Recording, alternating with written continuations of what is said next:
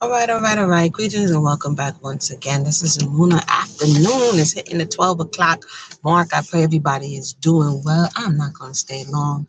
I'm just going to drop this right here. I want to thank all the new subscribers.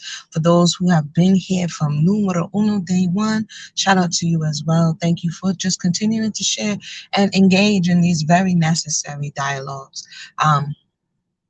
I have a few things, but I'm not going to share all of them right now. I'm just going to share this one. Like I said, shout out to LF who put me on to where I could find the video that I wasn't able to find for a very long time. Right. And so that video is concerning a scripture that comes to my mind. The fool says in his heart that there is no most high. Right. And in Psalms, this is David. David was talking. So again, this mentality that there is no creator, there is no God. That's not a new thought because nothing is new. Right. And so, yeah, let's just go ahead and go into it. And as people come on, I'll maybe show it one more time. And this was so jarring when I first saw it so many years ago that I never forgot it. And shout out to the person who was able to preserve the clip so that we can take this opportunity to take a look at what was really going on. Okay, so here is the video. Wait, let me hold up. Let me go ahead and put this thing correctly here.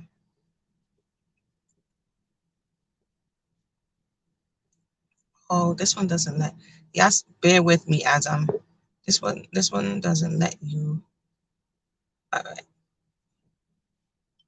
Oh, yes, it does. It's just in a different button. All right, so I'm gonna do it like this. I'm gonna do it like this with the layout on the side. I'm still learning this app here. Okay. So this is Polight. The conversation is still continuing. We're just looking at not just his behavior, because a lot is going on. You know, some people are totally new, as I keep on saying. So there's a lot to catch up with on. I don't even know if it's possible to catch up on all this stuff. And so those who've been observer, I don't know the person personally, but I've been observing. And these are the things from an observation standpoint that I could share to kind of bring clarity to not only just his situation, but some of the things that we let slide until they manifest themselves. So basically, like I was talking about yesterday, if you, in your heart, if you don't have a system of government, if you don't have boundaries, if you kick against all things that are structure, that means that you become your own God and then you make up what is right and what is wrong, right? There's no absolute in certain areas concerning behavior, what is right and what is wrong. The person gets to make this all up because in their mind, they're God, okay? And so let's just share a little bit about, I think this was around when they were starting to debate with Hebrew Israelites, a lot of the Hebrews, and he wanted to do something extreme. So I think, if I'm not mistaken, if somebody was around during that time, correct me if I'm wrong, but I think this like show of strength or whatever it was supposed to be was connected with a debate type of vibration, right? But let's look and see whether or not his showmanship went just a little bit too far. Let's go ahead and take a look. And for those who just joined us, welcome to the conversation. Act like y'all never seen this before. We saw this.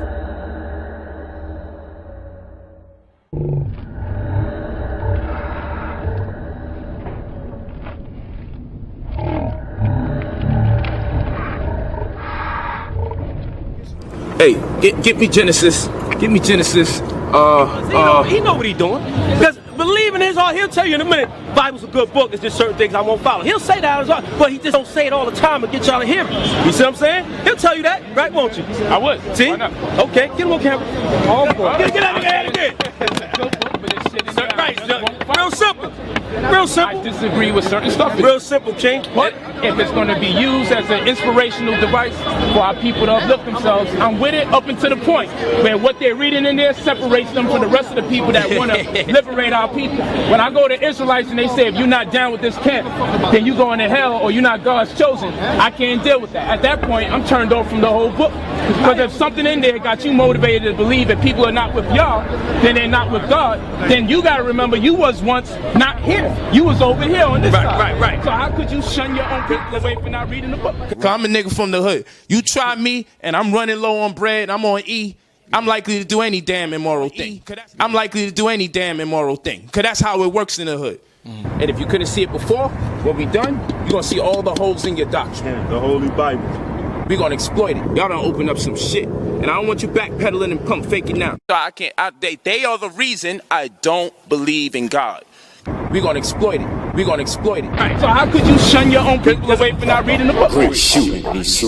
They are the reason I don't believe in God. All right, so how could you shun your own people away from not reading the book? I can't. They are the reason I don't believe in God. Because how could you shun your own people away from not reading the book? You got a point, but here's the point. Too much fucking holes in it. Look at that shit. That's right. Now it's the Holy Bible. That's right. Clearly the Holy Bible right now.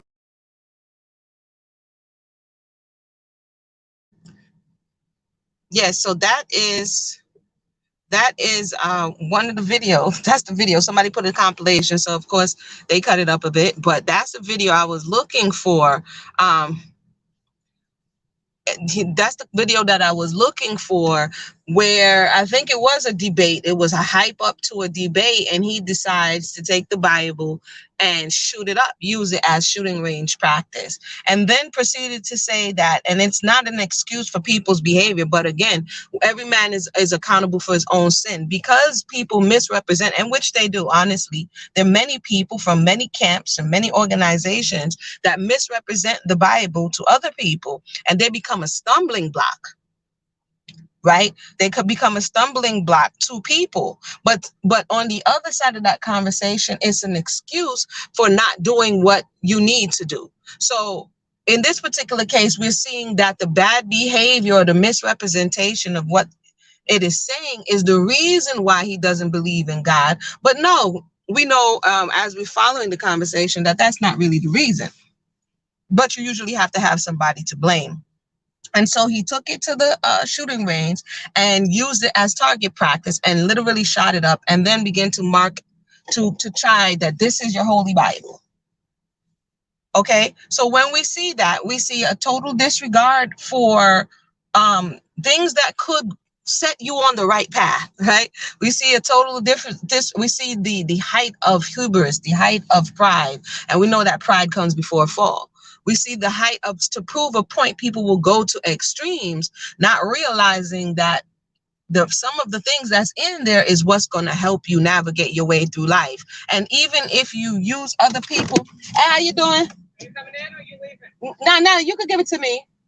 Thank you. Thank you so much. Yep. Have a good day. You too.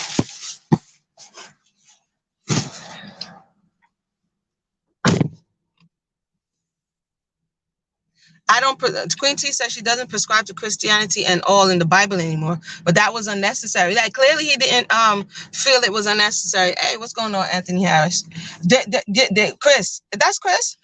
Clearly he didn't feel that it was unnecessary. He felt that this was to an illustration of what he needed to do to show how far he's willing to go to prove a point. You know, people have the right to prescribe to whatever it is that is helping them to walk. Oh, it's you, Chris. What's going on? Long time no see. Whatever is helping them to maneuver through life. But ultimately, this illustration is a truism, something that is true. In the yeah, he's double-minded. He's definitely double-minded. But when we're watching somebody who's double-minded, sometimes when they're entertaining, sometimes when they can captivate us, as we talk about how some people in the community can captivate you with their words, then we make concessions for the fact that on one side the person is saying this, and on the other side they're double-minded. So another truism is that a double-minded man is unstable in all his ways. Right? A double-minded man is unstable in all his ways, because 1 minute and then the next minute, and from 1 minute to the next, you don't have any continuity of thought. So when it's advantageous, then the person is preaching this, and when it's no longer advantageous, they're on this side of the conversation. And the problem is when people follow that, like we saw the Cope video the other day that we were looking at, when somebody tries to hold you to the standard that you set, then we as humans try to find a way to either put it back on them, wiggle out of it. So if you heard in that video, I'm gonna play it again, whoever put it together. I don't know the voice of that person sounds familiar, but they were trying to get the person to concede that yes, they use the Bible to their advantage when it's beneficial, but when it's no longer beneficial, then they discard it. Right? But ultimately, whether you subscribe or you don't, we cannot change universal laws.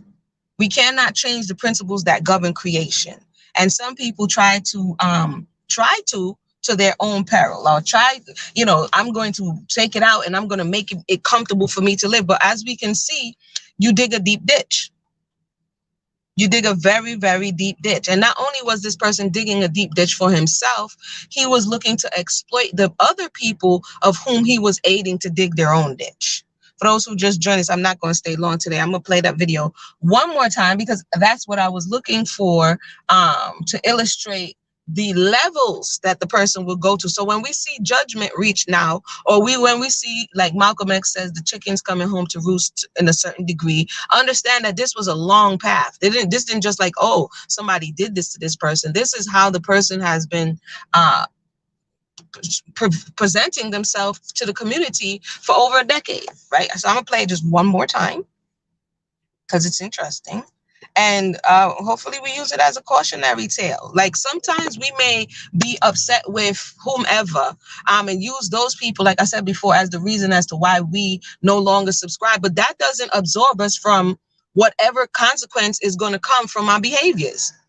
If you say, for instance, if the Bible tells you, or something that you're subscribing in tells you no necromancy, and you say, I don't believe in the Bible anymore, so you go necromance, that doesn't excuse you from the consequences of necromancy. Right? If you go in necromancy and you open doors and these spirits are attached to you now because you opened the door, just because you no longer subscribe to the Bible doesn't mean that nothing is going to happen to you. There's a lot of people who walk away from the Bible because they, for whatever reason, and then they think, when you dibble and dabble into tarot cards and to ancestor worship, into all these things, that nothing is going to happen to you. No. So, because the Bible is not what's making the thing happen to you. It's the laws that govern the universe is what's making the things happen. So if you do this, then that. If this, then that. So how we feel about it or what we choose does not change off the outcome. It doesn't. You know what I mean? And sometimes we think because we're emotional that it's going to change the outcome. It doesn't. You know what's really holding my feet to the fire with this? This math homework. It's been a minute, but these equations are like giving me a run.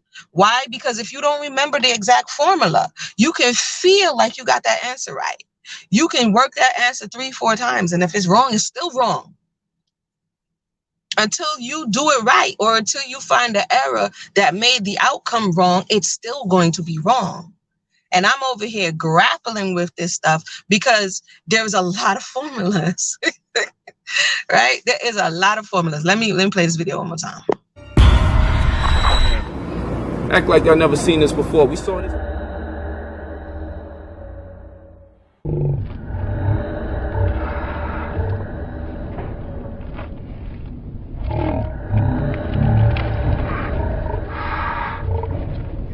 Hey, get me Genesis.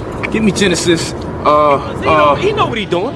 Because believing his heart, he'll tell you in a minute, Bible's a good book, it's just certain things I won't follow. He'll say that out of his heart, but he just don't say it all the time and get y'all to hear it. You see what I'm saying? He'll tell you that, right, won't you? I would. See? Okay, get him on camera.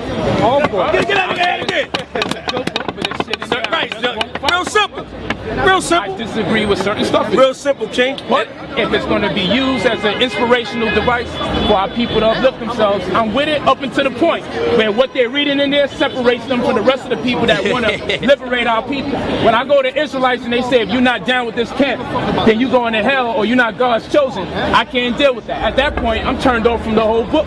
Because if something in there got you motivated to believe that people are not with y'all, then they're not with God, then you got to remember you was once not here. You was over here on this side. Right. So how could you shun your own people away from not reading the book? I'm a nigga from the hood. You try me and I'm running low on bread, I'm on E, I'm likely to do any damn immoral thing.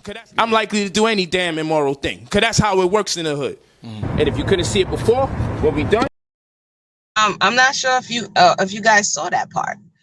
For the question as to whether or not this is in the person's character, they told you they're likely to do any immoral thing. If he's running low on bread, they told you, he told you. I'm not understanding whether or not that we were understanding the words that was coming out of his mouth. He told us. He told us what he was willing to do, and this is the report coming back of this is what the person has done. As we continue to watch and things unfold, hopefully, like I said, I'm all about takeaways and lessons. Unless we sitting on the judge and jury spot, unless we, you know what I mean, in the case and the prosecuting attorney, most we could do is observe, bring awareness, and learn lessons from this conversation. We may think that we're impressing people. Like, for instance, what we saw on yesterday is that a lot of these people are willing to do certain things for likes, for shares, for whatever. And for them, that's an indication of that they're successful, not realizing that whatever you do, it doesn't matter the reason, good or bad, you're going to reap the fruits from what you have sown, right? So there's a lot of children, young ones out here doing wild, crazy stuff because in the moment they want validation. But when you go down the line and you're like, dang, what did I do? When it's coming back, when the wave is bringing all of that debris back into the earth, welcome to those who just joined us, they're going to be like, oh my goodness, what has happened? What have I done? Bruh, you're moving reckless. And a lot of this stuff is not being taught.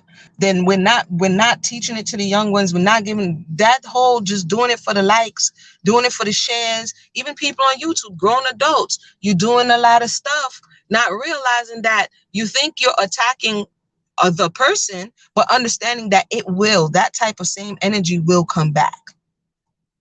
So if you want it to come back, if something is said of you and you want somebody to do diligent inquiry and you want somebody to really understand the case, then you have to apply that same energy when you, even if you want to be like, yeah, that person did it, even if you want to do that, you have to diligently inquire.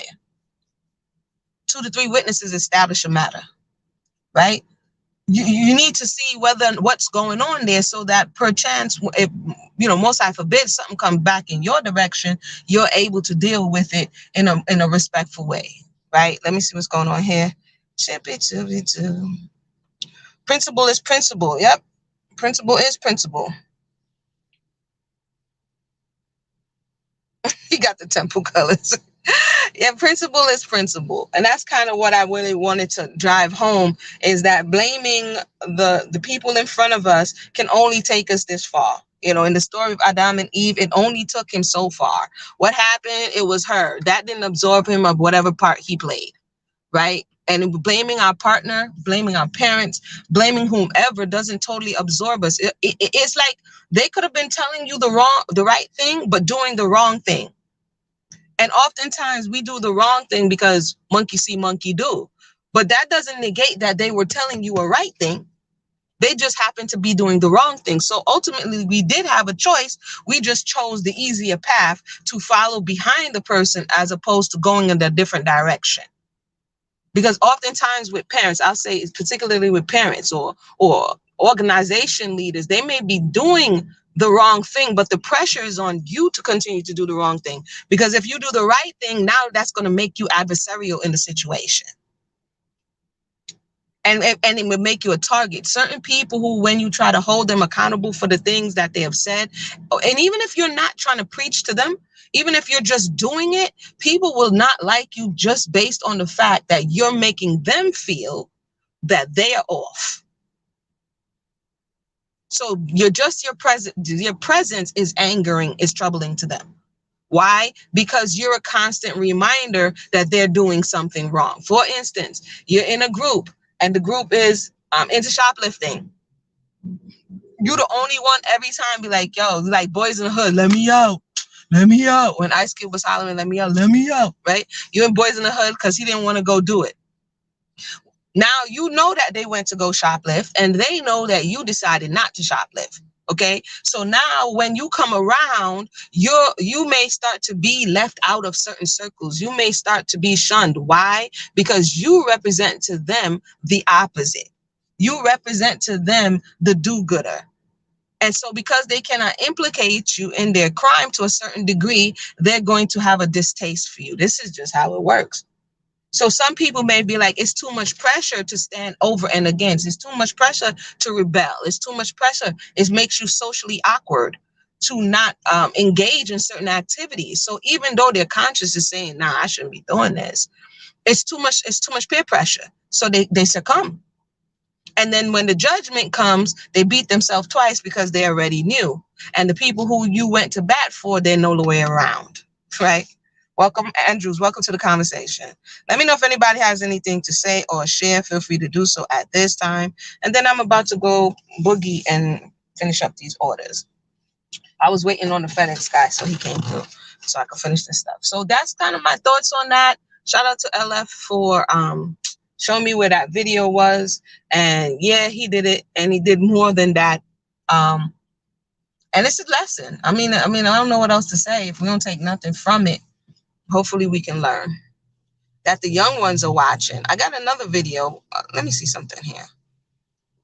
Nah, I'm not going to put them together because they're two totally different things. Then what I will do is come back at another time and put up another video of apparently this telling your mother she used to be a prostitute challenge. But what I found interesting in this other video is that this time it's a man. It's a male and his mother, as opposed to a female and her mother. And the reaction that this melanated woman gave to her son was very different than the reaction that we saw yesterday. So stay tuned for that. What are your thoughts on Islam and Sufism? I'm not versed in Islam and Sufism, tell you the truth, truthful perspective. So I wouldn't even begin to delve into that. I'm not versed enough to where I would I develop thoughts, let me say. Like I would tell you and I'd be like, nah, I'm not comfortable going into that area because I really don't know the fullness and I don't want to mislead anybody. Hold on 1 second.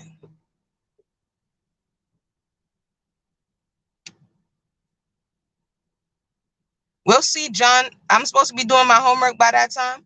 If I finish in time, by the time I finish here and finish there, if I finish in time, I could tune in. Let us know what the topic is going to be about.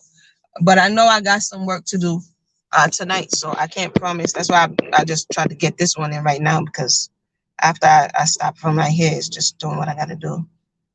But tell us what it's going to be about, and if I'm not able to make it, just give me some highlights on that there conversation.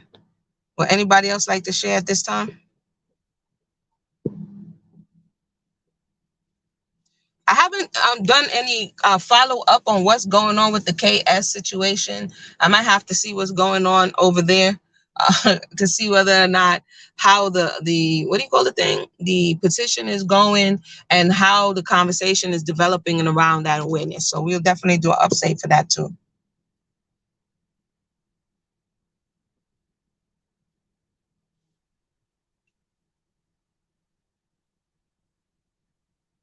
Okay.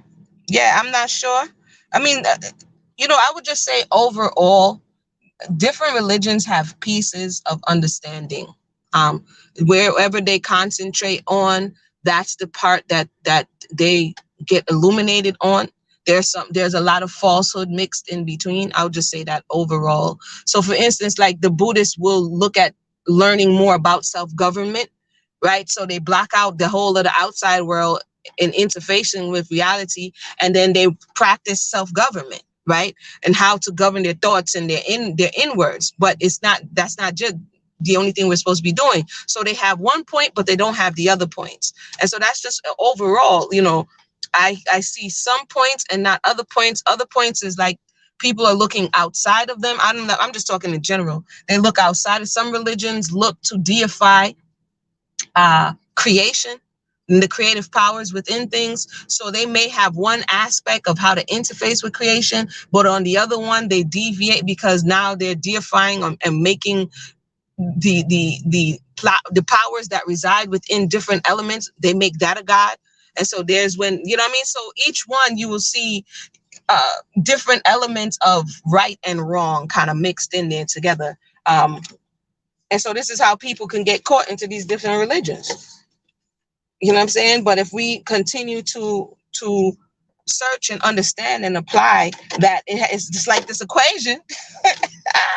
Let me tell y'all about one of these equations, man. They got my mind. I'm like, yo, I must have did that thing like 4, 5, 6 times. And I'm like, what am I missing?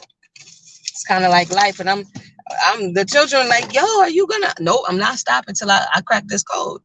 Go back again, never too grown to just be like, maybe I'm missing something. Let me go to the beginning. You know what I mean? Let me walk through the steps. Something, I gotta be missing something because this is not the answer.